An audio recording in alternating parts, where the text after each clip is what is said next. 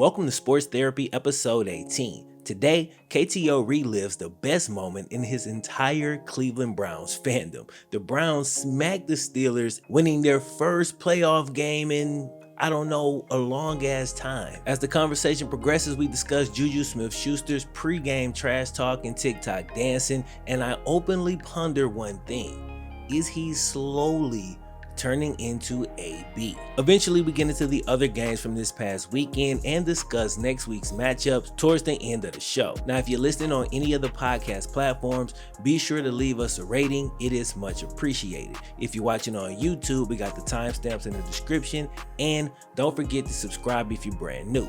Other than that, that's enough for the intro. It's time to jump in. All right. So, how's your weekend? Yo, my weekend was, what I'm saying? It was what it was. I sit back watching football. But anyway, get to what we all really, really care about, bro. I just want to jump straight into it, dog.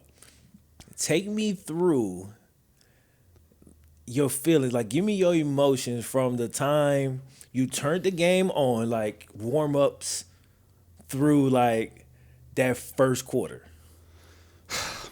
I'm emotional right now. I'm just trying to keep it together. Dude. So my good friend Jelani, he's a huge Steelers fan. He walks into my house. He's got Steelers drip head to toe. Just black and gold. Oh. And we were roommates for like 3-4 years. And he watched many Brown Steelers games with me. Yeah. And he's a good sport. So he's been cool. He's not like a trash talking Steelers fan. He's like, hey, I feel bad for you kind of thing.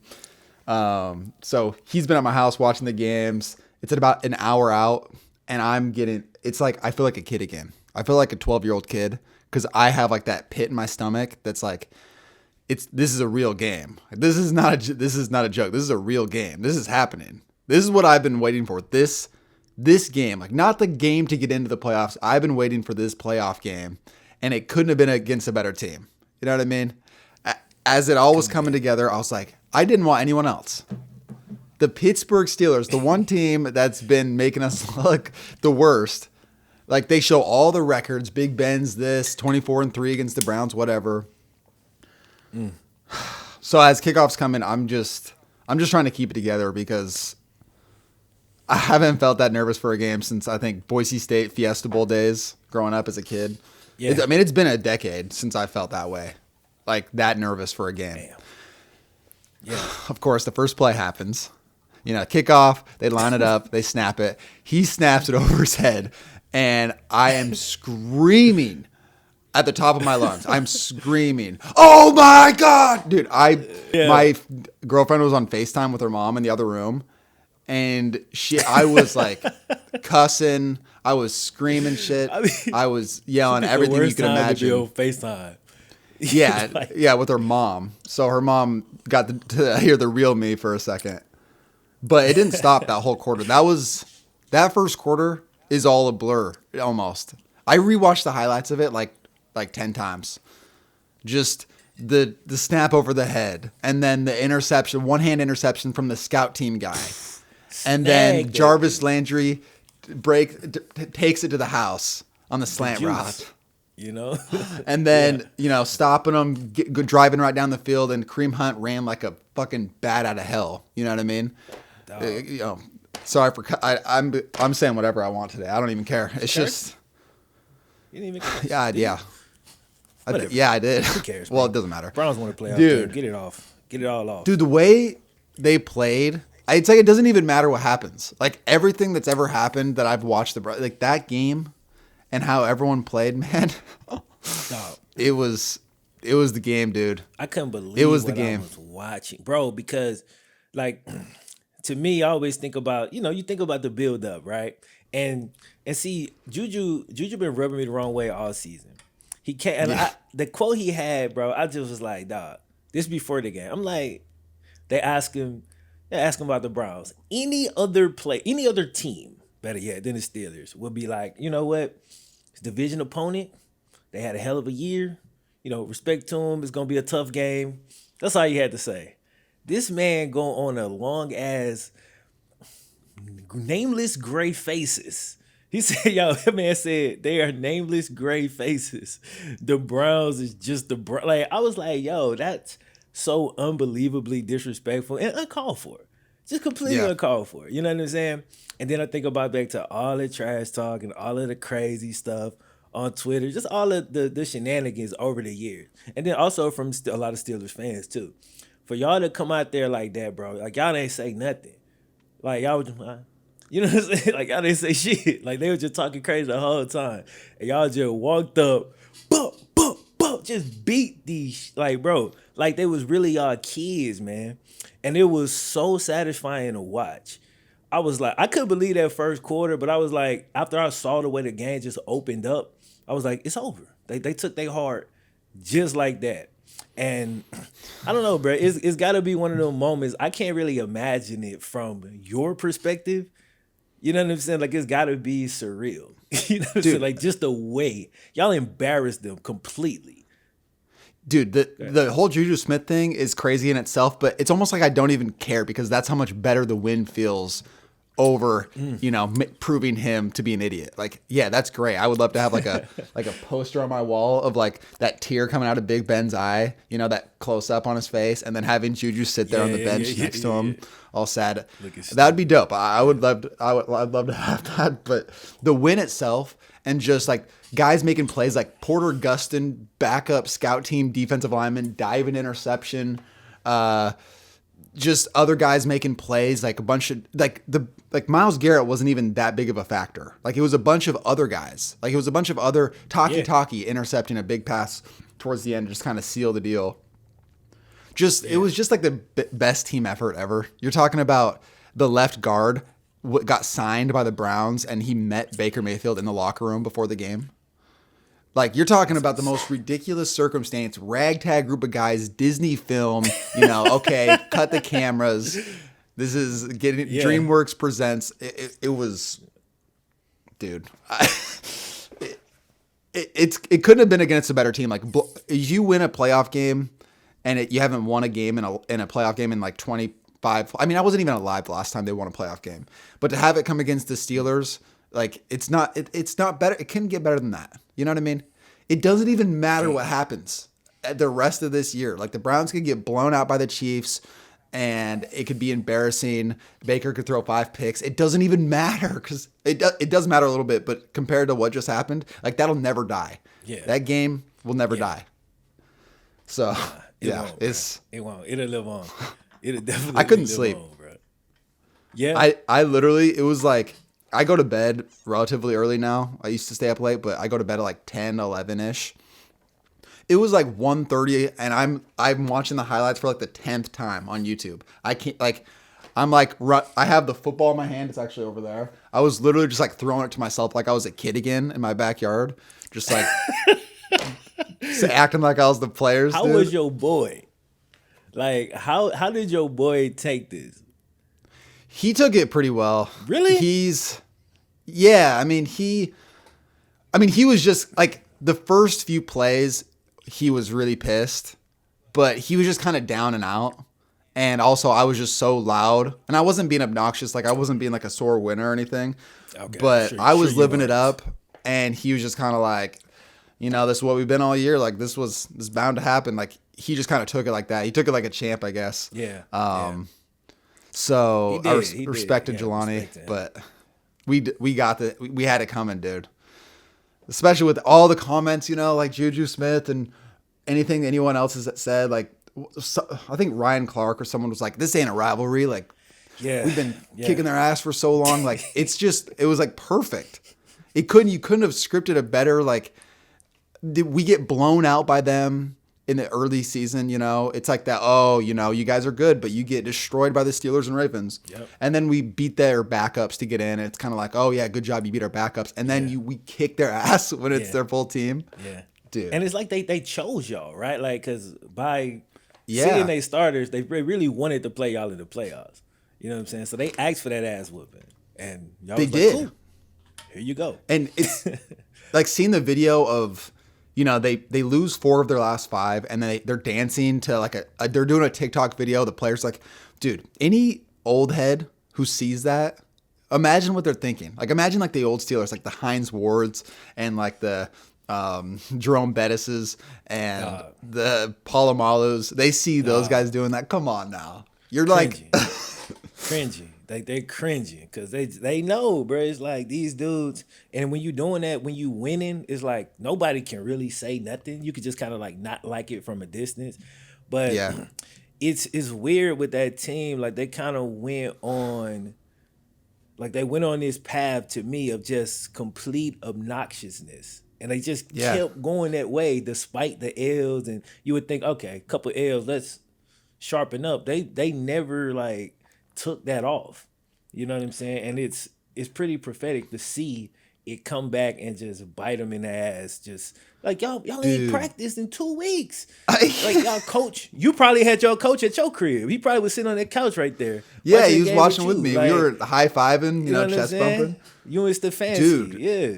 How it just doesn't make sense. It's like the Browns couldn't have had more things stacked up against them going into this game, other than the pressure. Like there was no pressure when your coach isn't there, your O-line coach isn't there, your tight ends coach isn't there, half your roster's not there, Denzel Ward's not playing, your slot corner's not playing. It's like at that point, and to come out like that, you just go right there and replay. That was the only positive y'all had. Was no pressure. Yeah. Yep. Exactly. That's all one positive. And the Steelers, like you said, they like wanted to play the Browns. Okay.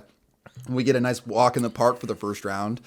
Dude, that game changed my opinion of the Steelers forever. Like I've always been that like scared Browns fan that's like, well, you know, the Steelers are the Steelers. Like even if they are the Steelers. Like, dude, that's almost gone. Like I'm like, dude, in the biggest stage for that to go down the way it did, like I don't even know how I feel about them anymore. Because you saw the chink. You saw the chink in their armor. It's like the first time you beat your big brother in basketball. You're like, this motherfucker wait a minute, not omnipotent. Like he can't even go left. Like I never even realized that. You know what I'm saying? It's like it starts to unravel. The mystique unravels, and you realize, this is a pretty simple formula to beat these dudes. And y'all just bullied them. That was like the best part about it. Like y'all just punched them in the face and just you out-Steelered the Steelers. You feel what I'm saying? And that was crazy to watch. The run where the Browns were, I think it was Kareem Hunt's first touchdown when he got hit at the 5 and he just muscled that guy into the end zone.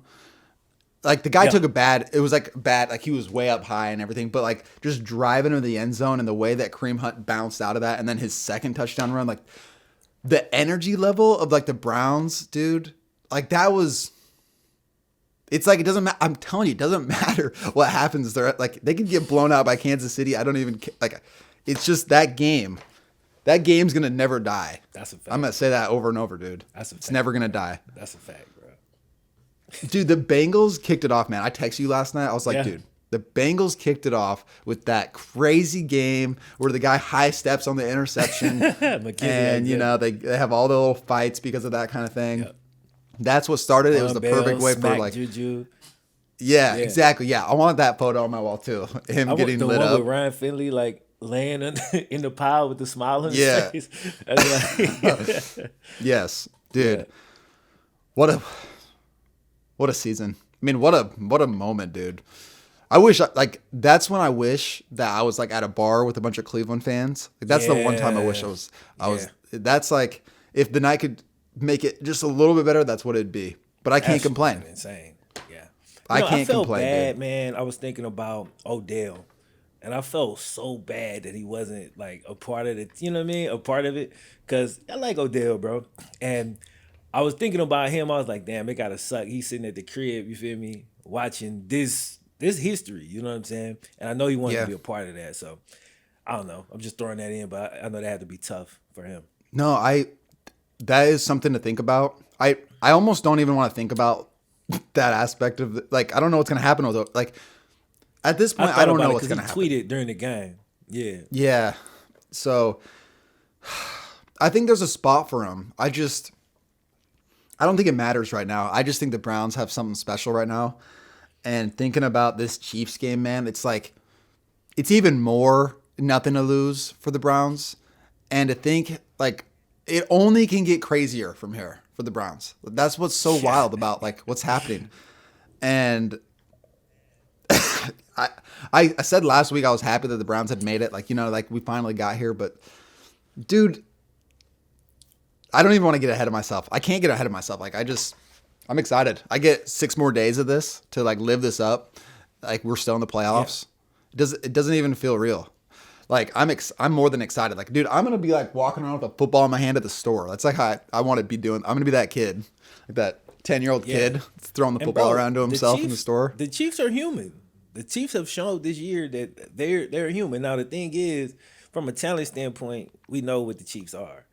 But they have this tendency to kind of let teams hang around. You know what I'm saying? And that's dangerous. That's all I'm saying. Like, that is dangerous. And they seem like, I think they've been off for quite a while. So rust, you know what I'm saying? So there are some factors that play in y'all's favor. But I mean, obviously y'all completely up against it with Patrick Mahomes and that squad. You know it's gonna be the challenge of a lifetime. Yeah. But the game I go to is that Baltimore game when Baltimore kept scoring and the Browns were down by like 10 in the fourth or late in the third, and then they kept scoring and Baker kept answering. Yeah. It's like, I'm not trying to compare the Ravens to the Chiefs, but what I am saying is like the Browns they can get into a shootout and hang. I don't know if they can win against the Chiefs, but if it comes down to that, which it probably will, I think that there's a chance for fireworks. That's something I learned this year, bro. This year, I've seen some of the most improbable wins that I just didn't expect. Like when we beat the Steelers, bro, I gave us no shot. I remember. You know what I'm saying? And that game right there, it started to what you was talking about. It started to like unravel that whole Big Brother thing. Like, oh, okay, they could be beat, and it's the same thing. It's the same thing with any team. Now, the Chiefs ain't gonna sleepwalk into the damn game and be completely unprepared and overly arrogant. So, you know what I'm saying? You ain't gonna get that aspect of it, but it's still possible.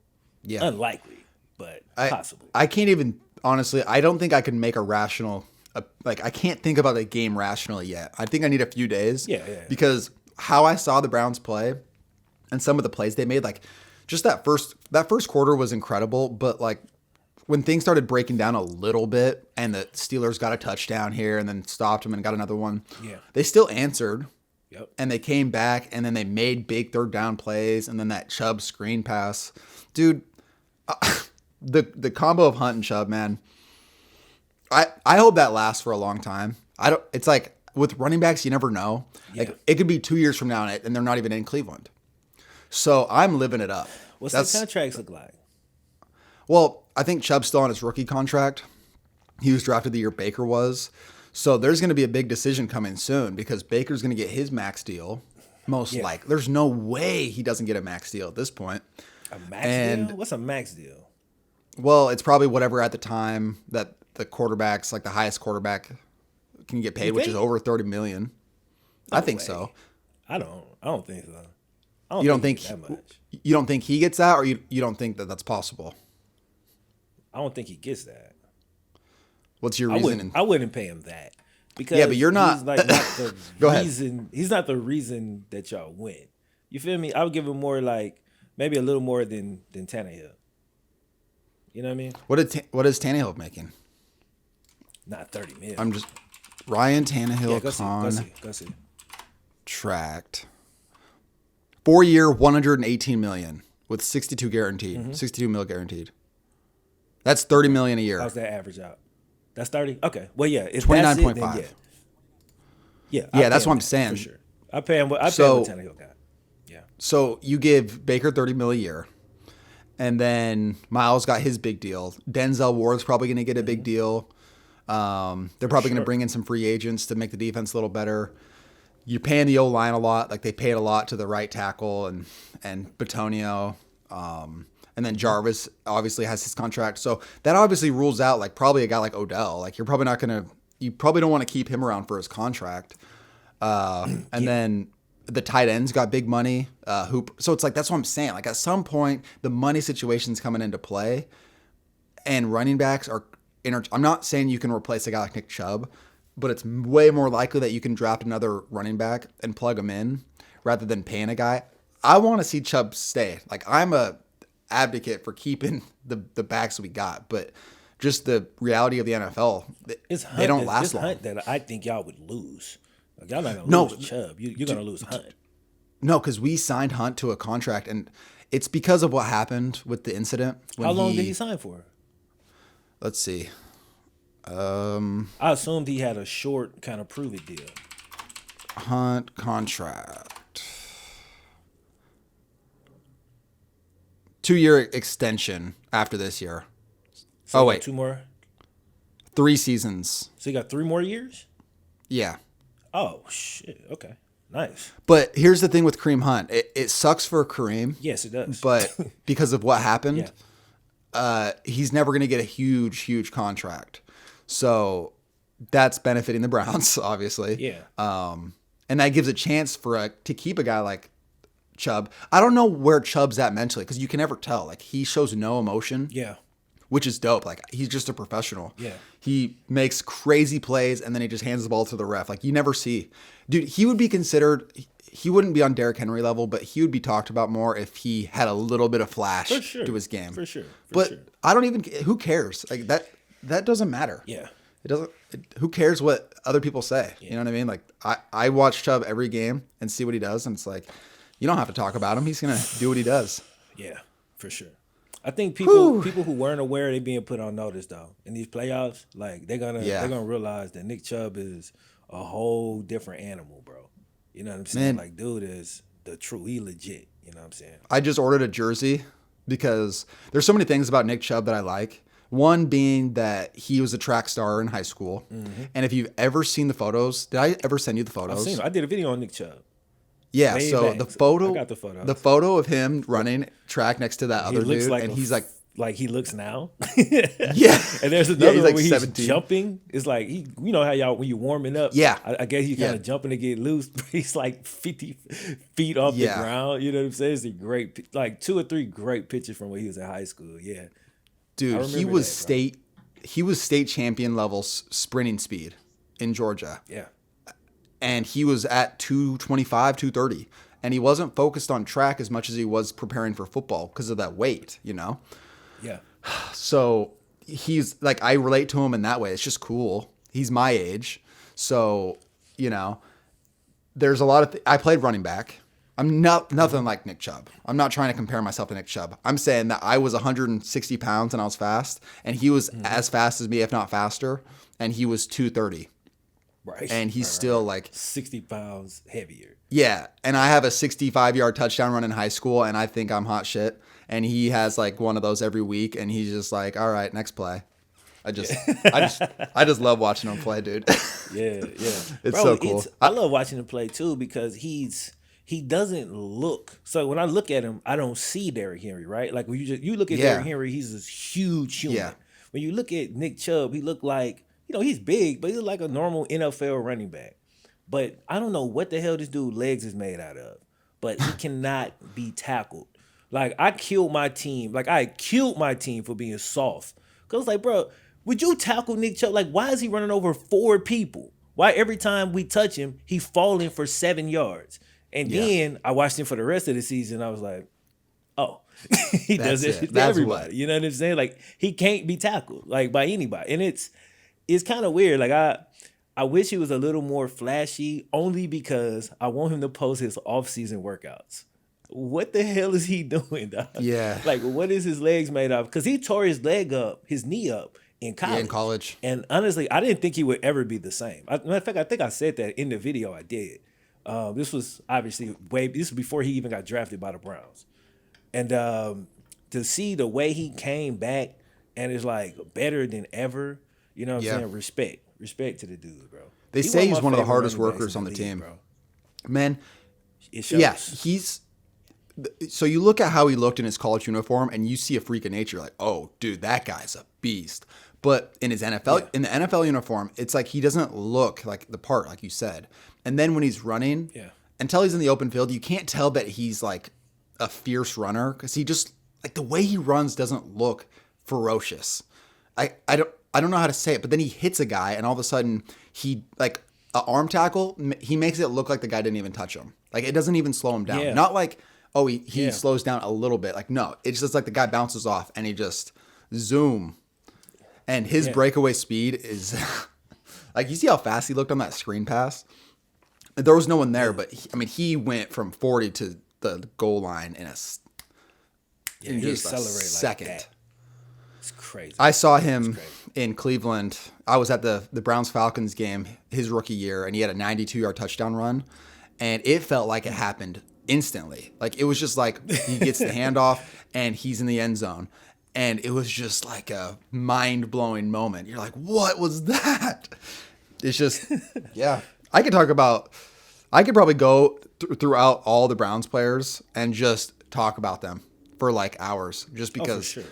I'm sure you could. That's the point I've gotten to. That's what I love about watching and paying attention so much, is you start to understand, like you do it with the Bengals. I know you do.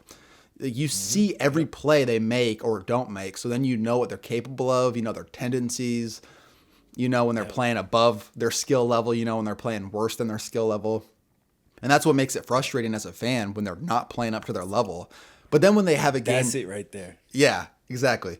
Yeah. It's one or the other. You're either frustrated because they can be better, or a game happens like yesterday where guys who haven't played all year are. Yeah. Like, I think I could go in circles all day and be okay with it, talking about this. That's how good it makes me feel. Just the Porter Gustin interception, D lineman, and the one-handed scout team dude picking it off. Dude, it was just so sick. I don't even know what else to say. How'd you celebrate? Was y'all drinking? Not crazy. I poured myself one. I just poured myself one little drink. It was what was it? Gin and tonic. Jeez, that took me forever to process. Okay. I had that. Yeah. That was it. I mean, I didn't even need to. I was just so hype off the game. I was literally just like tossing the football around to myself, listening to like celebration music of my choice, and just that was it. Like, I was just like in my own world for hours after the game.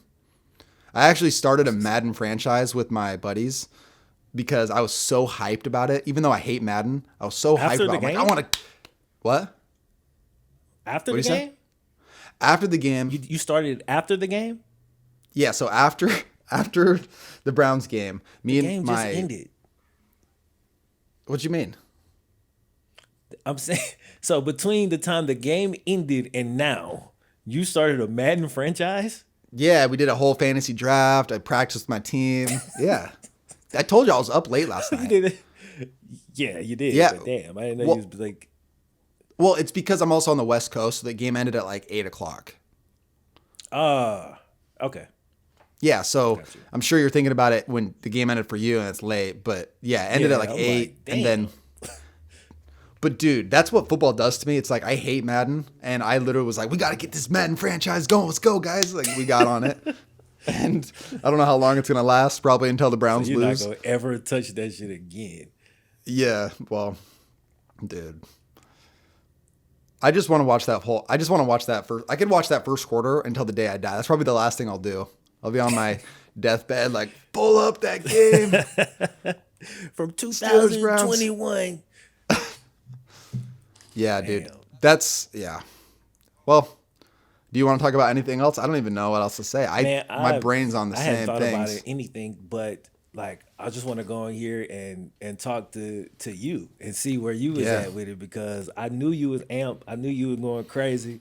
And I've been having fun, like, on Twitter. I like to go in. I checked out Brown's Twitter.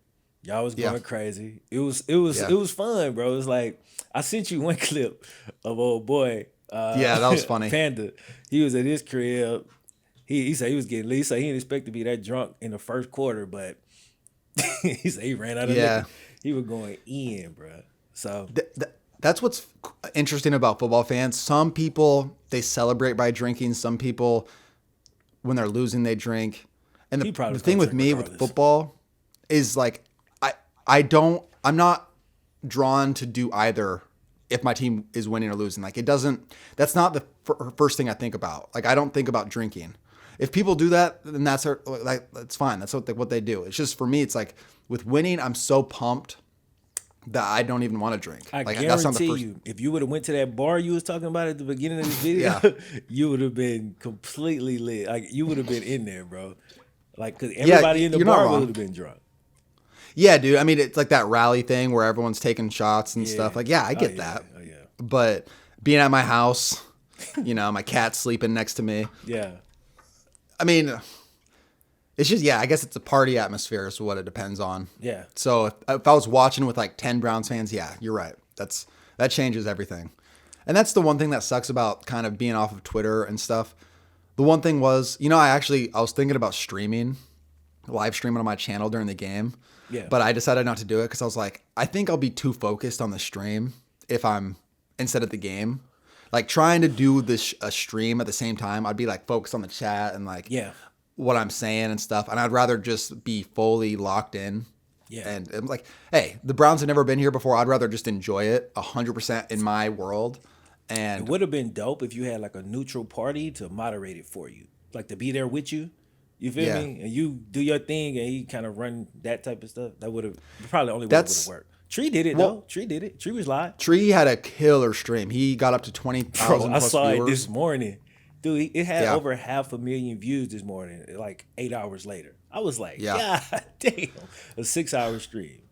Yeah, that was a really smart idea by him. And I don't know if he had fun with it, but I know he had a good time. Well, he did. At least with the chats. It'll be fun to look back on. You know what I'm saying? It does make me wonder, like, doing that, because I know Grossi did it. He does it for the Packers. And then Tree did it. I was like, I wonder if that's like the next move, like everyone kind of reacting to their team's play in big games, or at least just every week. Yeah. I would love to do that, but I think this year specifically, I just need to enjoy it, and then that's something maybe I plan on doing. Because I think people want to see that, because it's fun to see like a fan's perspective of their team winning or losing. I think everyone loved to see Tree yesterday because I clicked on it just because, and it was right when the Browns scored their 4th touchdown in the first quarter, and he was screaming he was just screaming like it was like that mic getting like blaring kind of thing. Yeah. And he was just screaming and running around. It was so funny. It was so funny. Damn, I might look into doing that next year too. But like, I don't know if I would want to put it on my main channel because it'll be so vulgar. Like, you know what I'm saying? That's true. Like me watching a Bengals game, bruh. Like that's really not like suitable for all audiences. You know what I'm saying? I agree. That was when I watch games, everything comes out. I say like the worst. Like I'm not like horrible, but I'm definitely cussing a lot. Yeah. And I'm screaming a lot. And it's like, I know I'm just trying to respect the people out there who's like their dad and their 6-year-old son are watching. Yeah. And they're like, hey, this is like, we appreciate him for not doing this thing. And then boom, that's what there's on their TV. You could put like a mature thing on, like YouTube will allow you to do that. Like a 18 plus to get into this video. So it's like it's a warning. You feel me? Because when you come in here, like this is a whole different vibe right here. You know what I'm saying? This is me watching the game. This shit real. Like I'm not about to be, you know what I'm saying? I'm not going to be all nice and smiling and I'm about to like really be pissed off over every little thing that happens. And then when I'm excited, I'm gonna be real like overly excited. You know what I'm saying? Yeah. It's probably gonna be cringy to look back on it. Like if you think about how you act during the game, like if you calm back down and then look back at that shit, you'd probably be like, oh my God, like who even is this person? You know what I'm saying? Dude, if I had to watch back, like you said, if I had to watch back how I act during games, I'd be so embarrassed. Like if I had to watch my own reaction in front of people, I would just be like red face, embarrassed about what I do. I mean, I'm like, I think I've thrown my hat so hard that I threw my shoulder out before. Like I was so mad at something that happened. I took my hat off and threw it, and it like threw my shoulder out. And that's not the worst story. Not only is that ridiculous, it's also extremely unathletic of you. To get very unathletic, dude. Like that's. Well, you want to know how embarrassed I feel as an athlete right now? Is we went to skip rocks as a family a few weeks ago, and I skipped like 2 rocks, and my shoulder was like zinging, like it was just like zzz, like it hurt. I'm like, I threw 2 rocks like haphazardly. You left-handed? Like just, yeah, I'm left-handed. Okay. Yeah, no, I'm yeah, I'm keep pointing ambidextrous. I write with my right, I kick with my right foot, I throw with my left hand, eat with my left hand. I cut scissors with my left hand. Or use scissors with my left hand. Okay. It's just it's Okay. it's like a random assortment of left and rights. Don't know why. Yeah. It's just how it is. I don't know. Probably you picked it up as a kid. Yeah, I'm just thinking about this now. They had me pitch in like 6th grade because I was left-handed. I didn't have a killer arm, but when you see a left-handed pitcher when you're a kid, it's like weird. You're like, what the heck is that? Don't even know how to react. Yeah. But yeah. Jarvis is left-handed too, so that's why he gets extra brownie points from me. He also messes his shoulder up every time he throw the ball. Also. Yeah, there you go. That's perfect. Yeah. Dude, that's what's crazy about throwing a football. If you try to throw it and you're not used to throwing a lot, it's like I remember just blocking, like trying to use force with my shoulders. If you don't do that enough, it's like you're asking for a socket, pop it out of its socket. That's why when you get older, like stuff is so much more impressive. I was watching it was a random clip of Tom Brady throwing in practice. He hit the dummy that go across the field 3 times in a row, which is great. But I was looking at his throwing motion and I was like, that shit is so smooth. It's so crispy, bro. Like he had that shit down perfect. You know what I'm saying? And he looked like his arm is so what's the word, man? God damn it. I can't think of the word right now. But it's almost like it's so carefree the way he let me go. Like he's not protecting it. That's not the word I'm looking for, but yes. You know what I'm saying? But elegant. Anyway, the shit was just impressive. You know what I'm saying? I was like, damn, it's really impressive. I'm impressed by everything now that I'm old. Yeah. No, trust me. You just got to do a couple of things athletically to really appreciate what great athletes do. Yeah. So Jelani, the Steelers fan, and I, like before the game, we were throwing passes in the street. Mm-hmm. We're like 20 yards apart. You know what I mean? Like 20, 25 yards. And it's like, I'm literally like turning my hips, like trying to get like extra force so I don't have to throw it hard. Yeah. And we're like 20 yards apart. I'm like, what is this? This is like a first down in the NFL. Yeah. I'm just like putting my hips into it and throwing it. And I'm like, wow. Yeah. If I put everything on it, I can throw it like 35 yards. And that's like risking everything. I'm like, that's so bad. That pass I threw to you in that flag football game was like my max distance. What, that was like 30? That was about 30, 35? Yeah, yeah. It felt like 45, but so I took like 10 off of it. Cause I was like, it probably in old man yards, it was 50. That was the dude from RDC World I burnt too. Like, yeah, that was sick. That was yeah. That was the play of the game. Oh, for sure. It was perfect route, perfect pass. Yeah, that was like Baker to Jarvis. It was a perfect pass. I ain't gonna lie. That mug can be like right here, bro. I ain't have to stretch out for it or nothing. I wish, for future references, like throw me a hot pass, bro, or too far or something, so I could do something cool with it. Like don't just hit me perfect. Yeah, I can't hit you in the numbers. I'll work on it. You know what I'm saying? I only get to throw 10 passes a year. Less perfect. Like damn. Yeah, I'll work on that. Yeah, yeah. I'll talk to Dwayne Haskins or Big Ben. Blake Bortles. Dude, Big Ben was so bad. Trash. Wow.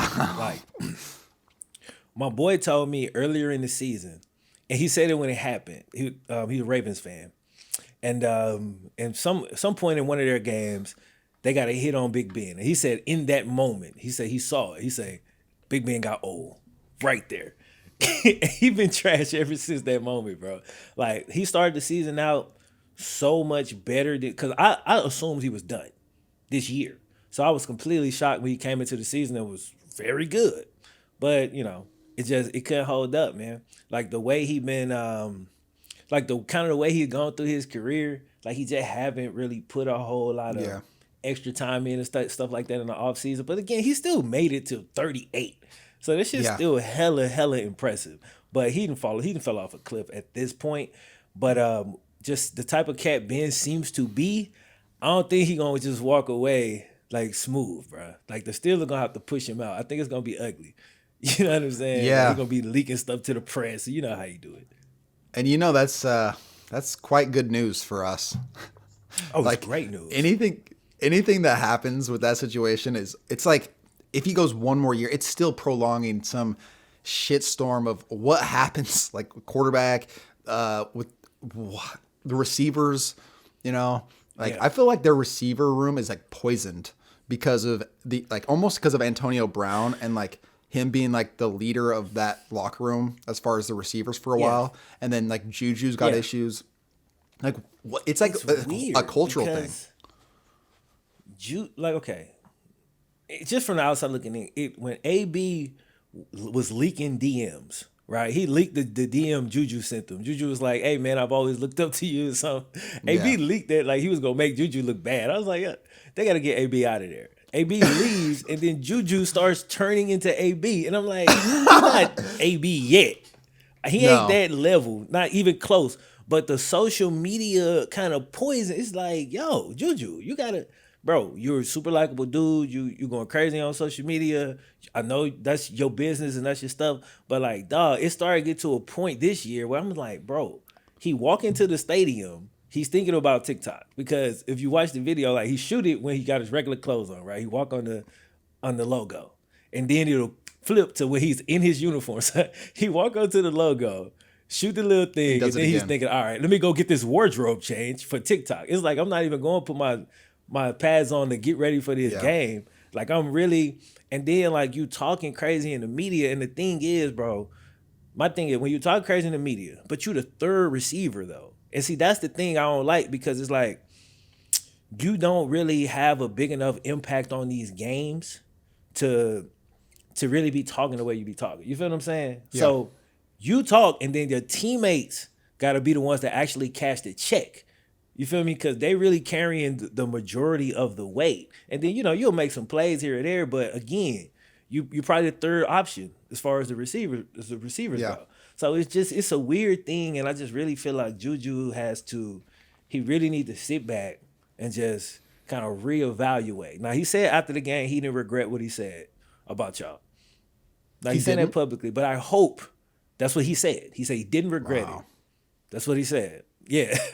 And so I hope that after the season is over, he separate from it, he sit back, man, and kind of get to himself and think like, bro, I got to pull this back some. Like, you can still do your TikTok. You can still do all your social media stuff, bro. That's the business of the game. I get it. But, like, it started to cross a line at one point, you know what I'm saying, where it almost felt like it was taking precedence over what y'all was doing out there on the field. You feel me? Yeah. And I don't know, man. It's weird. It's weird. I think he could shake back, though. Here's the thing, man. He has the talent to be a top 10 wide receiver in the NFL. Just his size, his speed, his physicality. You don't think so? You think? Top 10? Nah. He is a superior athlete. Let's just put it that way. There's a reason why he was a first round pick, right? Second. He was a second round pick? Mm-hmm. Juju. Because Juju is a slot receiver, so he's really good. But I don't think top 10, though. I just want to see if he was a first round pick. I'm just top 10 slot receiver. Yeah. I think he could be a top 5 slot receiver. Oh, I'm pretty sure second. Look it up, make sure. I could be wrong. Yeah, second round. So you're right. Yeah. I just knew how big of a freak he was athletically in college. Yeah. He was a killer. Like a 4.7. He ran a 4.5. So that's so interesting because I think his like jumping ability, he has a pretty decent vertical, but I swear, like as a track athlete, he was a beast. I don't know. I've just seen him play enough and make enough plays. I just saw so much potential, more than being the third receiver behind a guy who's a rookie and another guy. Like I just think he's at least at the very minimum better than what he's currently at, talent wise. Yeah, I agree with you. Now you make it to the NFL. It's not everything. Your legacies sometimes that doesn't matter as much. But I feel like when you get caught up in like what people say about you on your social medias, like I feel like it's possible for us to even do this. You see how people say how great you are, and you start to believe it so much that you can do no wrong. Yeah. And so you're just like, anything I do, people say nice things. So it's like, I'm hot shit. Yep. So it's like he goes on TikTok and people praise him. He posts something on his YouTube. some charity thing and people are like, Juju, you're just like the best guy ever. And that's all the comments. And so he's reading those every time he posts. Yeah. Like everyone does. Yeah. That's why people post on social media, because it's not like you post a picture of you and you're smiling and people are like, oh, you piece of shit. Like, no, everyone's saying nice things. And the one guy says something bad, you just delete that. Yeah. Yeah. So you post these funny dance videos and people are like, aha, Juju, you're so funny. And that's the comments he's reading. Right. But he doesn't realize how dumb it makes him look, because the outside people looking in who aren't commenting on his TikTok are going like, dude, you're making yourself look like the biggest idiot ever. But that's not the comments he wants to read. He reads the one that has 1,000 likes on his Instagram. Yeah. You know, that's has more impact on his head. And I'm just using him as an example. Everyone does this. Yes, especially for sure. very, very famous people who get away with saying crazy things. It's just, you can do whatever you want because you have your stans, your fanboys who will just follow you. Because I've seen comments being like, I can't believe how much hate Juju's getting now because he's such a good guy. Yeah, yeah. And he is. I think he is a great guy. He's a good dude. No, one act doesn't determine a man's fate or a man's reputation or anything. Yeah. Yeah, he's not just a Juju the TikTok dancer, Juju the football player, Juju the charity guy. Like, he's all of that and way more. For sure. But you're not helping yourself out much when you consistently do things that make you look like a kid and that you're not maturing at all. Yeah. It's just tough. And it's it's one of them things where I question, like, I know that shit is hard. Like, I don't even know the exact way to do it because, like you said, like, when you get to a certain level, it's so much information coming in about how great you are or how trash you are or whatever. It's hard to filter it. You know what I'm saying? Like, it get real hard to filter it. And it's like, and that's why I say in his off season, he got to take a step back. Like, you know what I'm saying? Take a step back from the social media for just a second, bro. Give yourself a couple weeks and just really think about it yourself. Think about who you want to be, how you want to be perceived, and like what your actual goals are. And if everything you're doing right now align with that, keep doing exactly what you're doing. But if it don't align and you feel like, okay, look, man, I want to be a great football player first. If that's what your values are, then you need to recalibrate a little bit. You feel me? Yeah. If you want to be a social media star over everything else, then you're doing it exactly right. And that don't mean, hey, I need to stop doing TikTok altogether. It's just like, yo, you know what I'm saying? Just turn that down a little bit, maybe. You feel me? Like, and just turn the TikTok down a little bit, turn the football up a little bit, maybe stop dancing on logos. On game day, let game day be game day until you get in the end zone. You feel me? Now, you get in the end zone, you want to do your thing, perfect. You know what I'm saying? You just score, everybody celebrate when they score. That's what's up. But like all this before the game and all of that, it's like, come on, bro. You know what I'm saying? Dude, I look at Baker how Odell used to do it. My bad. No, Odell does, agree. I was going to say, the way Odell would do it is his social media go crazy, but because his warm-ups would be just entertaining as hell. But he's just warming up. Yeah, so it's still like a part of the whole ritual getting ready for the game. Like, he not out there everywhere he go, okay, shine the light right here. I got to stand in this spot, shoot there. Like, you know what I'm saying? It's not like that with him. So he was able to, I feel like, control it better than what Juju had. Like, Juju just went off on a whole nother trail, bro. I'm like, dog, you gotta get your mind Juju right. became like the hero of the kids when he got into the NFL, and his immediate plan was, Twitch, Madden, like get involved in those things. And it worked. He built himself up as a very quick. Yes. And, props to him for seizing the moment. And he has a huge fan base because of it. He did a good job. But like you said, it's like you get caught up in that. And then it's like, what are you about more? Are you about like the athlete and like what you're making because of your talent, or, the social media thing? Like, what's more important to you? And what I was going to say was Baker is like the perfect example of someone who started off a certain way and he has matured, and you can see it. Like, you can just see it in every interview, in how he carries himself on the sidelines, after games, between games. He just looks like a totally different person than he was last year, 2 years ago in college. You just see the growth over time. He went from a guy who would say something stupid and everyone wanted to go get after him. So the Browns became the team that everyone wanted to beat up because Baker he was being an idiot. And other players like Demarius Randall would say stuff like, oh, I hated this coach, like screw this guy. Like you're just like anything you could say to antagonize an opponent, in my opinion, is always dumb. Trash talk is trash talk on the field. But when you're saying stupid things to the press or on social media before games or after games, you're just giving the other team fuel and then it's something to rally around. Saying the Browns is the Browns, like Juju said, I'm not saying that's the reason the Browns won, but when you can post that up in the locker room and everyone sees that and can get pissed about it, it's a rally cry. They give it's little like, extra. It's a little 2 extra. Yards. Kareem Hunt, drug dude. Yeah, he gave him that extra 2 yards to get that touchdown. You know what I'm saying? It's that type of deal. I saw it was one of the interceptions. It was Sheldrick Redwine, 27 safety. He intercepted it, took it left, but then took it right. I think it was Jacob Phillips, number 50. He went back at Juju, not even in the play. Like literally he turned and looked for 19 and he went and hit him. And the camera just pans off him as he's going to hit him. And it was just like one of those moments. It's like, it's like in the back of their minds.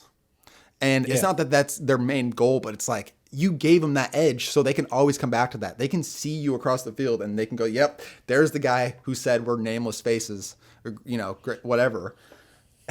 Yeah. It's just, I feel like, go ahead. Well, I was going to say, what kids don't understand, bro, and I say kids, but I really just mean like the people who will say, well, all he said was this. He should be able to say whatever he wants. Freedom of speech, all that bullshit. What they don't really understand is, bro, the dudes you call nameless great faces get up every day and they work their asses off, okay? Yeah. They put in blood, sweat, and tears into this game. And that's why normally when you hear like somebody who like a good leader who might be on a damn undefeated team getting ready to go play a 2-7 team, guess what? They show them respect.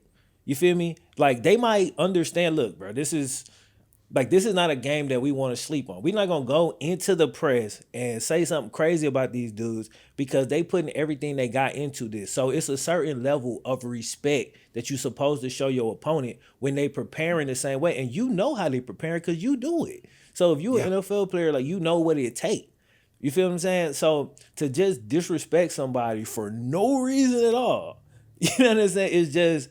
I don't understand that. You know what I'm saying? Like, that's just not something that I would ever do. Like, normally, like, if you watch, like, fighting, like, combat sports, right? Watch an MMA fight. Them dudes, these, like, the baddest cats on the planet, just in hand-to-hand combat, right? They could choke you out. They could twist and break your damn ankle, or they might just punch you on your shit and knock you. Like, them type of dudes. But after the fight, they in the middle of the ring, they hugging, they holding each other hands up, and they're like, man, that was a tough competitor. You knocked him out in the first round. Look, he a tough competitor. He this, he that, because they know, bro. They know what it takes to step into the octagon. Like that shit, you gotta have heart. You know what I'm saying? And you have to work your ass off to get to this point. So they show that person respect, generally speaking. Like, sometimes if it's like real bad blood, it might not happen like that. But 95% of the time, that's how it go. And like, I just like this. I like to see that same level of respect in any sport. You feel me? Yeah, I look at people who haven't experienced enough life, especially now, and they go, I can win the moment now by saying something like Baker staring down Hugh Jackson as he runs past him, or Juju saying in the comments, you win the moment for 2 seconds. Yeah. But it makes you look like an idiot forever. Yeah. And it's so hard to see past that in a time now where you can post something and you get instantly thousands of likes and thousands of people saying great things about you. Yeah. Because it's so instant. Yeah. Instead of like, I'm going to go work hard and then have a great season next year. And that's going to be the reason for, people giving me props. Yep. I'm going to post me doing this stuff. And it's like, I'm not even trying to bash that much on posting. I just mean, it's so much easier to try and win the moment right now than it is to like put the work in behind the scenes like a Nick Chubb and then just like let the play do the talking. Yeah. And that's just using football as an example. You could use anything. Yep. Like anything that's like the Browns 2019 were all hype, all talk. Yes. And they got smacked in the face for it. And it was so embarrassing.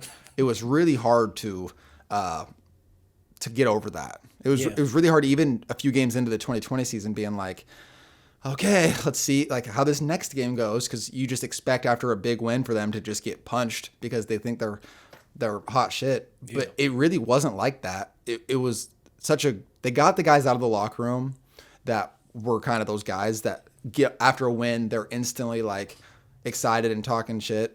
And it's like, even, I'm thinking about it, what the Ravens did when what's his name picked off that pass, it just pissed me off. Okay. It didn't piss me off, and I'll tell you why, but go ahead.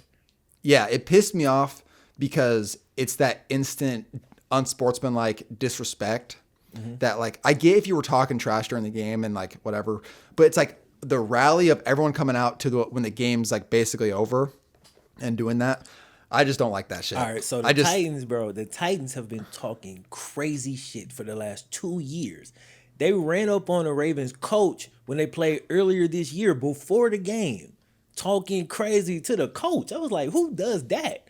Like, that was, to me, that was like the most disrespectful shit I ever seen. Pre-game, one of the players, I don't remember who it was. I think it was Malcolm Butler, but I could be wrong.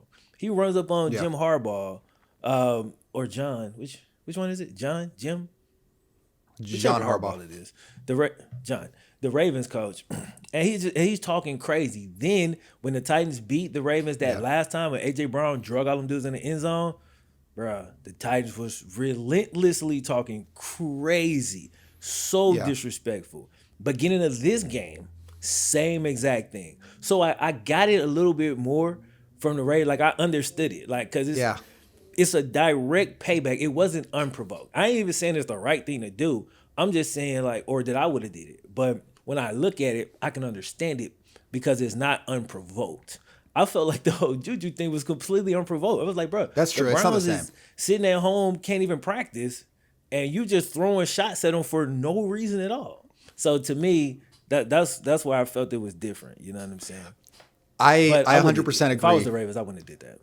No, I agree they're different, and I don't want it to sound like I'm comparing them. I just think I was just raised to, even if the other team is talking trash or trying to provoke you, or even when they beat you, they're a bunch of dicks, to like respectfully win, like to don't be a sore winner or a sore loser. I've been both of those in the past. I am a lot of the time. So I'm not going to act like I'm like, when I was 12, I walked off and like, no, I did that kind of stuff. But I think it's just setting yourself up for like, to get smacked in the face, because other people see that, and then it's that same target on your back thing even more, because then you just want to beat them that much worse. And obviously, like, the NFL is so much more complicated than just wanting it more. But anything you can do to add fuel to the fire, I think is just a bad move. I think great teams, great, true, like, good, like, dynasty-like teams don't act that way. They don't carry themselves in that manner. That's just my take on it. Yeah, it was a little Clipperish. It was a little Clipperish. Like, Clippers in 2019 was Clipperish. Talking crazy, bro. They was on social media like when the Blazers got sent home.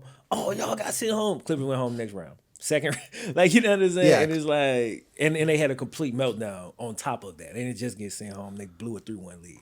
So, and it's, again, these teams and the organization that, well, I can't really say that about the Steelers. Steelers have a great organization.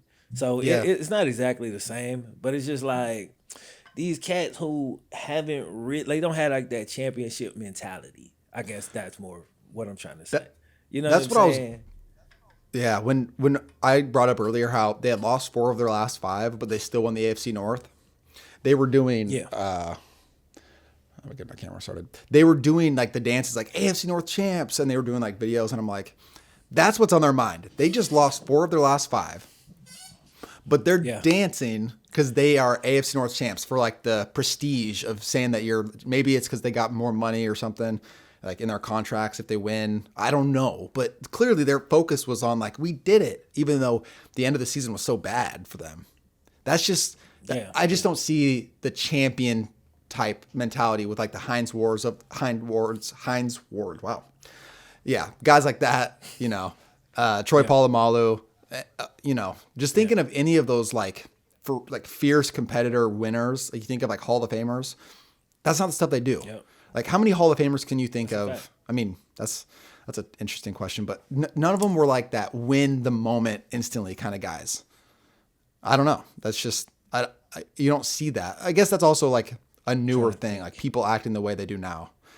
Like old dudes didn't act like that when they were young. Maybe Deion Sanders. Yeah.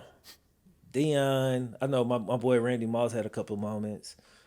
Deion and Randy. I mean, if you're like, but they was like A++, the most athletic dudes yeah, on the history of the planet. If you back it up every week, maybe you got a case. Yeah. You know what I mean? If you can back it up every week, when you're the third receiver on a team and your stats are going worse every year, that's the thing. I don't know. That's the thing. That's when it's a problem. That's the guys doing it though. When you had a 100-yard game since AB left, it's like, come on, big dog. You know what it's like? It's like the DB who's celebrating doing the but when the receiver drops a wide open pass.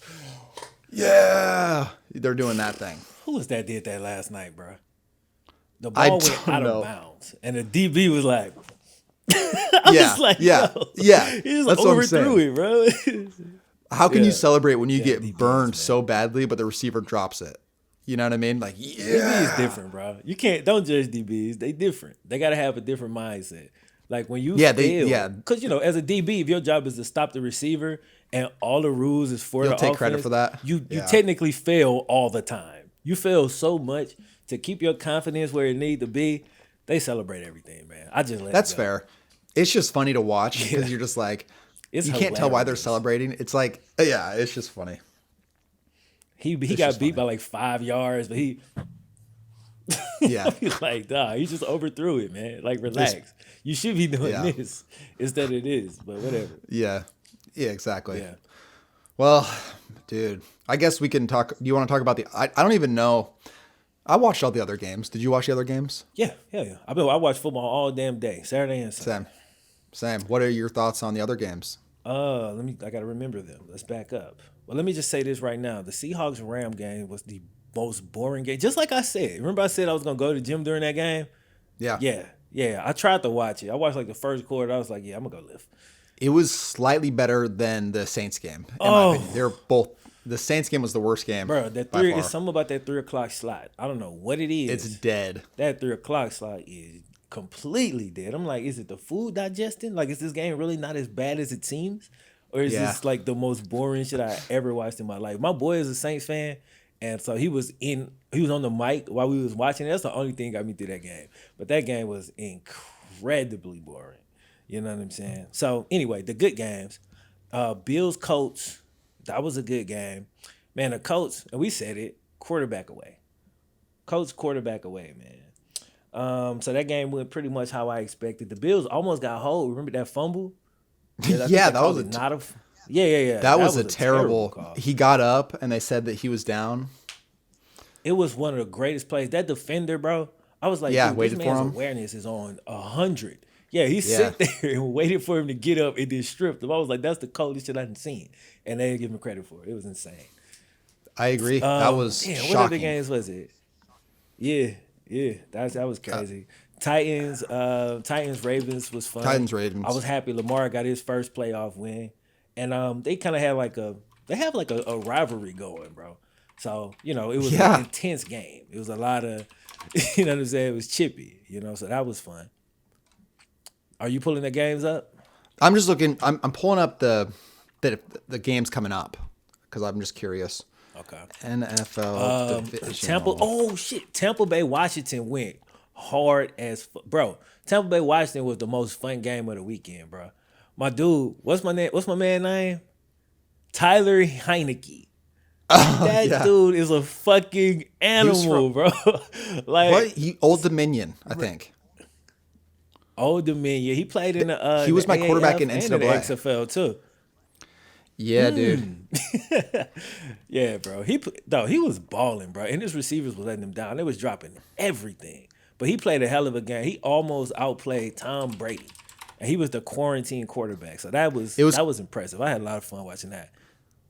Yeah, that was pretty sick. I mean, obviously I would disagree on the most exciting game just because of how I watched, the Browns game. Well, but yeah, that was the next best game. Dallas' first quarter was amazing. But like just seeing Tyler Heineke just battle it out. When he walked out there, I told my boys, and I didn't even know who he was at the time. I didn't know he played in the XFL, so I had to go look that stuff up. But I said, bro, there's something about this cat right here, bro. And they was like, oh, we got another backup because we had just watched the Rams. I was like, nah, this dude different, bro. I was just saying some bullshit, to be honest. But, bruh, was I accidentally right? That dude was a dog, man. But other than that, yeah, it was that. And then y'all came out and just beat the dog shit out of Pittsburgh. So that was amazing. Best first quarter ever. Yeah, so I had can't. 2 duds. Yeah, 2 duds, a couple decent games, a couple shocking moments.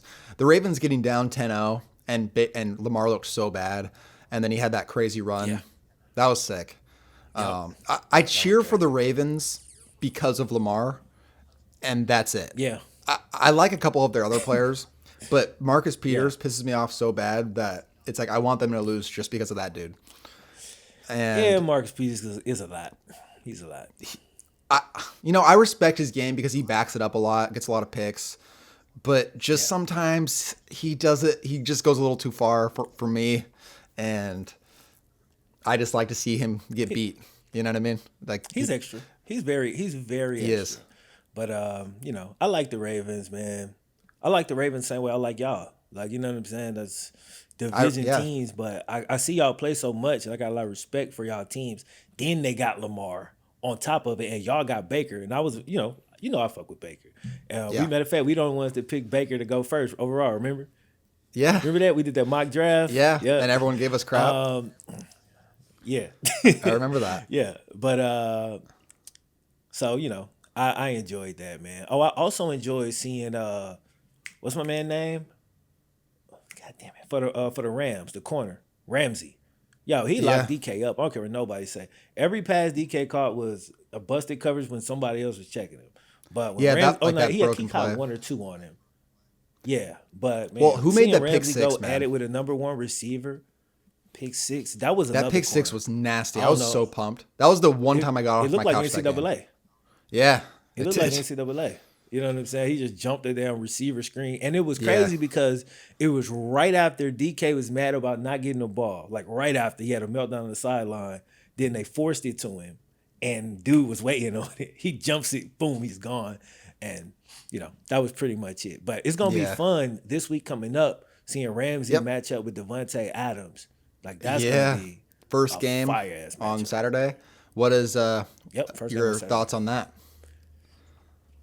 I got Green Bay because the Rams quarterback situation, that alone to me, and that's usually how I pick. It's so unsophisticated, but it just is what it is. Like, if I got an all-time great quarterback who's still playing at an all-time great level, and you've got Jared Goff who's okay, but he's injured, and you got Wolford who, got sent to the damn hospital by Jamal Adams. Thankfully he's all right. But I definitely got Green Bay taking that. Packers are loaded. Probably like 14 points. I think they're gonna have not an easy time. It'll be a good game, but they'll be in control, I think, for most of that game. They will have at least a couple of drives. They put it together. I agree. I think the Packers are gonna.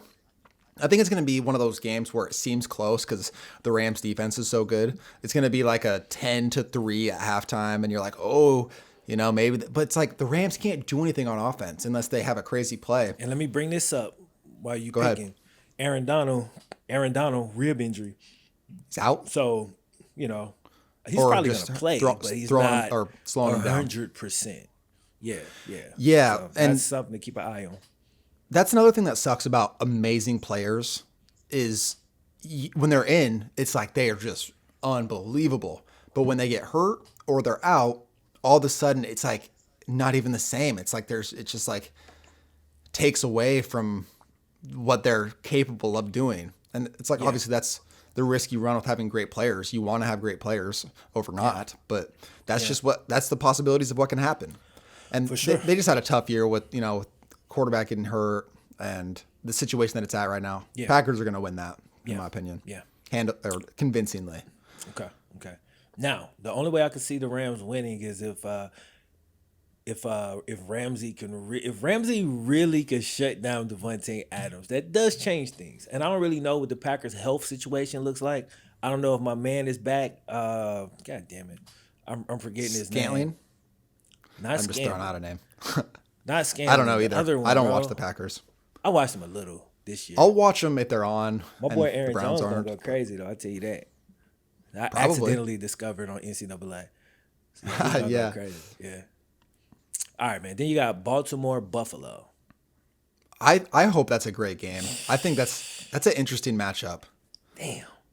I think the Bills are a much better team. Me too. I just think if the Ravens can get off to a good start, it's like they have that formula where if they're in the game and they can run their offense, it's just so tough to stop them when they keep getting into like 3rd and 2s with Lamar and Dobbins and that rush attack. But I see the Bills. The Bills are a better team. Like they can do more. They're more dynamic. I think they have better pieces, better receivers, better defense probably. Their line and stuff is healthier because the Ravens. Yeah, I think Josh Allen's really like he makes a couple of plays every game that are MVP level plays, but he also makes a couple plays every game that are like, dude, you're gonna blow the game. You suck right now. Like It's So but they're getting fewer and fewer every year. I'm noticing. Very true. So he's only in his 3rd year.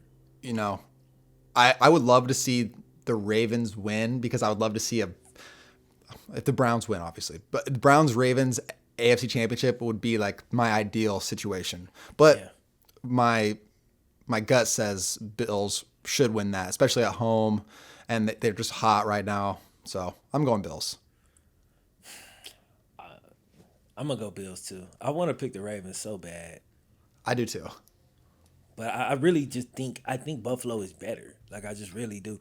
I mean, if Lamar just has an MVP game and Josh Allen just melts down, that's the only way I could see it. But I'm thinking they're probably going to kind of cancel each other out, and I think the Bills just have a better team. So I'm going to go with the Bills. As dynamic as Lamar is, I still have an issue with him throwing the ball, especially when they have to. Like, he's not precise enough to, like, lead comebacks and, pass only drives. Like he can do it and he can make crazy plays, but if they get down 10, 14 to the Bills, like I just don't see them coming back. Whereas if he just saw it. It was early though, and the Titans defense is bad compared to the Bills. And their offense, honestly, like the Titans were a washed up version of their previous team. And I've always thought this Derrick Henry's incredible, probably the best back in the league. But as soon as you slow him down, that offense becomes so suspect that it's crazy. Yeah. They're not as dynamic as what we saw in the playoffs last year. Also, let's talk about coaching because A.J. Brown was completely dominating the Ravens, and they stopped going to him. Like, bruh, they couldn't check him. Like, Marlon Humphrey was getting destroyed, like in the first quarter, and got some penalties too. It's like, hey, let's stop throwing to A.J. Brown. And I was like, what? Like, why are they doing that? Like, that's not smart at all. But so I think that played into it too, because I think they could be more dynamic than they are. Like, it's almost, I think it's more coaching offensively. Because I like Tannehill. Like, people be overrating the hell out of Tannehill. But I think he's solid. You know what I'm saying? He's a solid game manager type of quarterback. He could throw it up to, he got a fire-ass ex-receiver over there. He could throw it up to him. Yeah, he's good. He can do that. But they just took that completely out of the game for no reason at all because the Ravens couldn't stop it. And, I think that definitely contributed to them taking that L. I also think as soon as your defense seems like they can't stop the other team, especially on the run, like once the Ravens can run the ball really well, it makes the other offense tighten up so much because you have to score. Yeah. It's not like, okay, you got to score or else they're going to run away with this game. And as soon as that happens, it's like everything stops working. Yeah, everyone tightens up. Yep. All of a sudden, guys are dropping passes. It's weird. It's so weird how momentum works in football, man. It is. But yeah, I got the Bills. Yeah. Unfortunately, I'm gonna have to pick the Bills too. All right. Well, Sunday in this first game. I mean, I'll let you break it down first. Yeah, it's a weird slot. I was hoping for another Sunday night type of game, but It's 12:05 Pacific time for me. That's actually a pretty good time. I like that. At Arrowhead, Cleveland going in. It's the toughest game of the playoffs, right? This is the David and Goliath matchup. Everyone expects the Chiefs to win. No one's picking the Browns unless you're just going like against the wave. I can't say like truthfully I think the Browns are going to win, but God damn it. It's like we're at this point. The Steelers were supposed to beat the Browns. He's going to do it. Well, let me try to break the game down from what I understand. If the Browns get all their pieces back, Batonio's back. If you saw the PFF stats, they had the number 5 center, the number 1 right guard, the number 1 right tackle, and Batonio, I think, is either number 1 or top 3 left guard. And they have the overwhelming number 1 offensive line. Yeah. Then on the defensive line, they had a bunch of guys step up, and they were manhandling Pittsburgh and just making plays.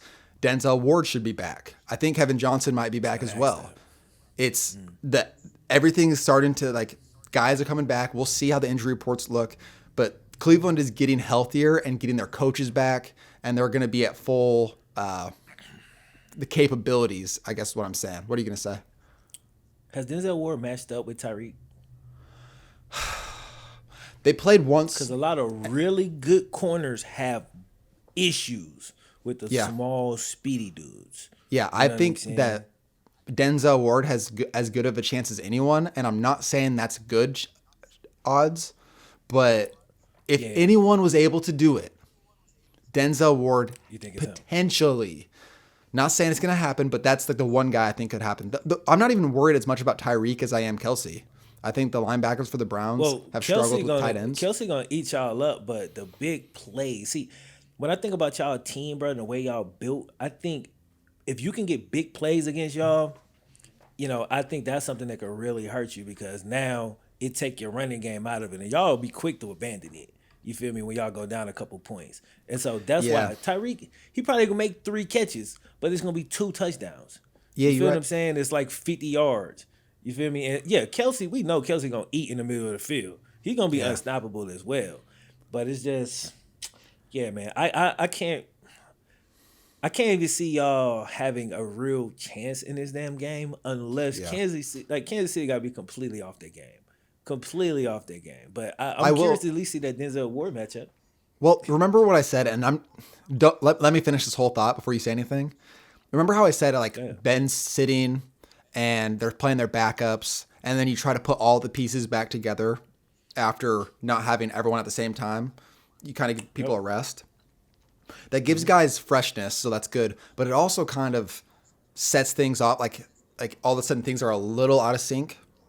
It doesn't mean that they're going to play bad, but it's just a little out of sync. Now, Patrick Mahomes hasn't played in multiple weeks now. They played with their backups, and then they had a bye week. Mm-hmm. So it's like I've seen this before, and I said this last week, where a team gets a couple of weeks off because they're the far and away number 1 seed, and they're just chilling. Mm-hmm. All of a sudden, that wildcard team who's hot, like Cleveland, comes in, and they don't have a break, but they're fresh, like they just played. And they come in and it's like, boom, boom, boom. And they could have another first quarter pop off because the Chiefs are susceptible to it. They had it happen against Houston last year. Mm-hmm. And obviously we all know what happened. Yep. They had the craziest playoff stretch ever that started with that game, down 24-0. Yep. So even if the Browns had a crazy first quarter, I'm not saying that's the reason they would win. But if the Browns can come out hot, force a couple of crazy turnovers and kind of be there, I can see them having a shot. Now, if that doesn't happen, if the Chiefs come out, roll down the field, score, the Browns punt, they roll down, they're not hanging around for very long. Yeah. They need a killer start to the game, like how they did against Pittsburgh. Now, Pittsburgh kind of melted down, but the Browns also played very well, and they were very opportunistic, and they took advantage of moments, and I've seen Mahomes start games poorly. So that's all I'm saying. The Browns are hot right now. The Chiefs are a couple weeks off. You never know. You never know. Yeah, I said that earlier. I said that's the only chance I got. Like, you feel me? If they come in and they're rusty, you know what I'm saying, off their game. So I agree with that. But even then, though, that's what sucks. I still don't think it's enough. It would have to be like to the same level y'all hit the Steelers. If y'all hit them like that, hey, You feel what I'm saying? Maybe. But if it's just a 14 to nothing, it's just not. I don't think it's enough. Yeah, You feel me? 14 to But nothing. I'm pretty fascinated to see because I don't know who the hell y'all are. Like I really don't know who y'all are.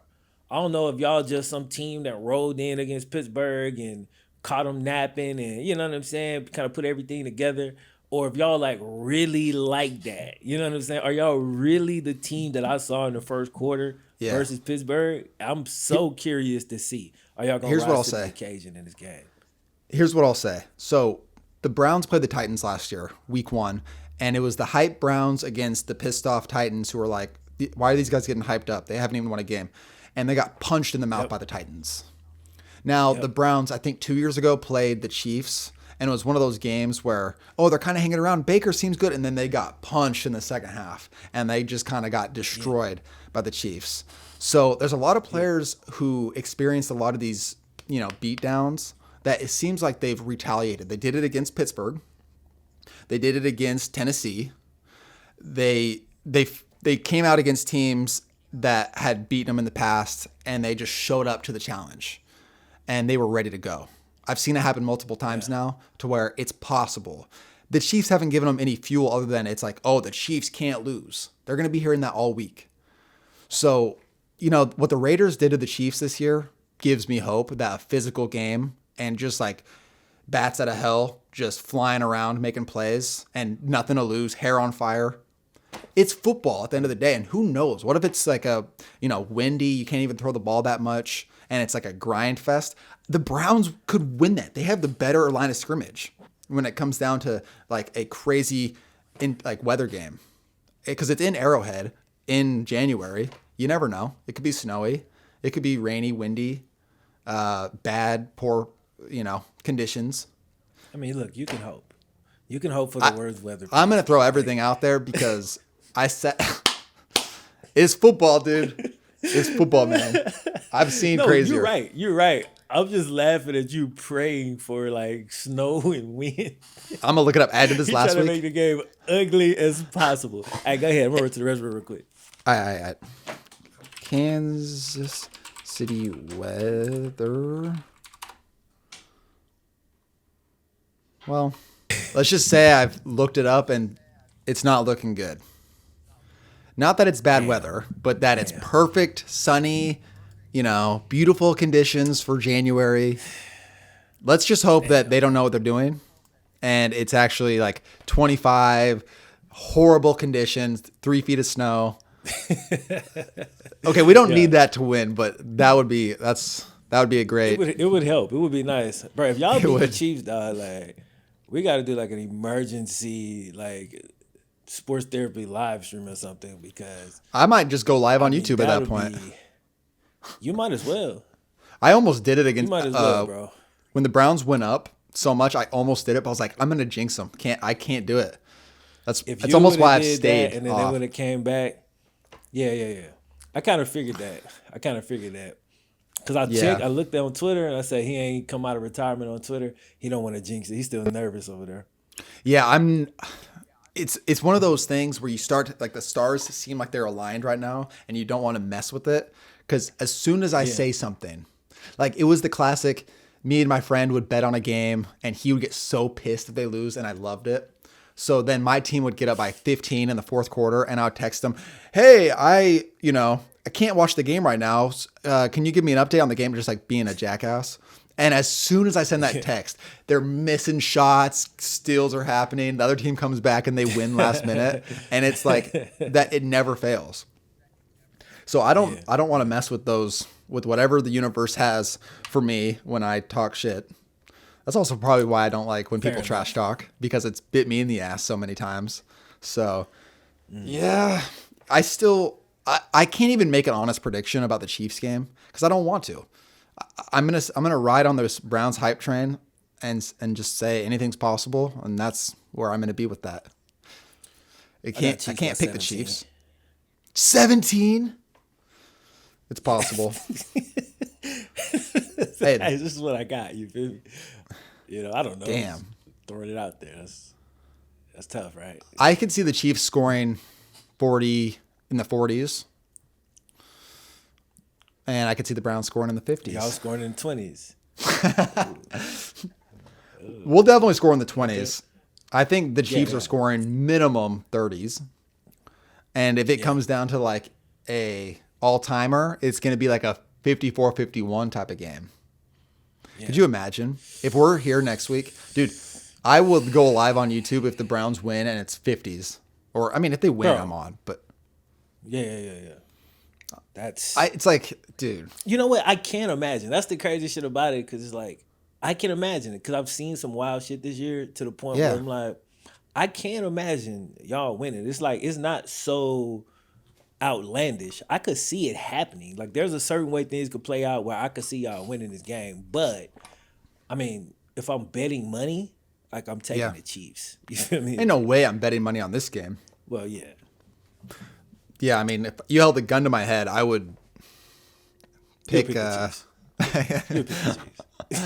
You would. All right, let's move on from that. Tampa Bay, New Orleans. That might be the game of, other than obviously for me as a Browns fan. If you're just looking at it from the perspective of the weekend, this is the game. Well, to me, it's both of the night game, man. The Buffalo Ravens game it's a huge game for me. That's a good. But also this game too, because it's it's the rematch. You feel me? Saints smacked them twice in the regular season. But now the Bucs have finally kind of got buttoned up. They kind of got everything together. You know, the Saints been running the same system for the last 10 years. So, they kind of had an advantage when it came to that. With that said, man, it's so damn hard, bro. What's up with Chris Godwin? Like, did you see that game? I watched bits and pieces of it. 5 passes. He dropped 5 passes. He's the new Deontay Johnson. It was 4. Dog, he was just wide open. It's like he was shook because he was in the playoffs. That's really what it looked like. And so I don't have a lot of trust in him going forward. I don't know if he's going to bounce back or not. Yeah. That's kind of a scary thing. This game, I can't pick it. I'm going to be honest with you, bro. I don't fucking know. I think the safe pick is the Saints, but I want the Bucs to win because I would love to see a Brady Rodgers NFC Championship. That's what I'm hoping for. Me too, because Bree's not playing at that level no more. Yeah, I still see potential out of Brady. Like, he still looks like he can play. But Breeze does enough to where I go, like, I don't know how much he's got left. And it feels like their offense is limited because of that, even though they have a better roster, in my opinion. Maybe not better weapons for the quarterback. Actually, I don't know. Yeah. You could make a case either way. Kamara's probably, other than Nick Chubb, Kamara's probably my favorite running back to watch. He might be my favorite if I'm just being honest. Like, not as a fan of... Yeah, Michael Thomas. I would take Evans over Thomas, but it's a different scheme. I thought you were going to say you would take Michael Thomas over Evans. I was going to say I wouldn't. No. And then after that, they don't really have great... Evans is so goddamn some timing, but for one game, I'd take Evans. One moment, he's boomer bust as hell. Yeah, I'll take the Bucs just because I think I've seen enough from Brady in the past where you don't know during the season, and you're just like, even though it's a different team, it's just like there's all these you never know, and then the playoffs come and it's just like zoop, just locked in and loaded, performing. Even though last week wasn't great, or last game, it's kind of bad. Like they could have lost that game. Yeah, I'm still taking Washington the Bucs. Shouldn't even been in that game. I'm gonna take the Saints. I want the Bucs to win because I would rather watch Brady going forward. But I think the Saints, even though it's hard to beat a team 3 times in a fucking row, so I get that. But Packers Saints, Bucs. Bro. I think they got a better Packers team. Saints or Packers Bucs, both interesting games. If that was the NFC Championship, yeah, but the Bucs would be better. Packers Bucs is better. That's the game of the playoffs. With Aaron Rodgers, whereas Breeze not dueling no more at this point in his career. He made a couple plays last night that he kind of turned the clock back for like a split second, but nah. Yeah, it's most likely going to be Packers, Saints, Chiefs, Bills, most likely if you're looking at the championship games. But in my ideal circumstance, it would be Browns, Ravens, Bucs, Packers. Like if those were the 2 championship games, dude, I'm on cloud 9. I'm already on it, but I'll be living there for a little while. Yeah. Man, much I love the Ravens, I think I'd rather see Buffalo. I know Buffalo lost to Kansas City early. I just feel like they got a better chance to beat Kansas City than the Ravens do. That's true. I think the Bills are the dark horse for it all. I think whoever wins out of the AFC wins it all. But I do see the Packers if they make it. Like I think it's also their year potentially. But we can talk about that more when this next week comes. When the time comes. Yeah, yeah. Anyway, all right, man. We've been talking for a minute. We can go ahead and end it here, man.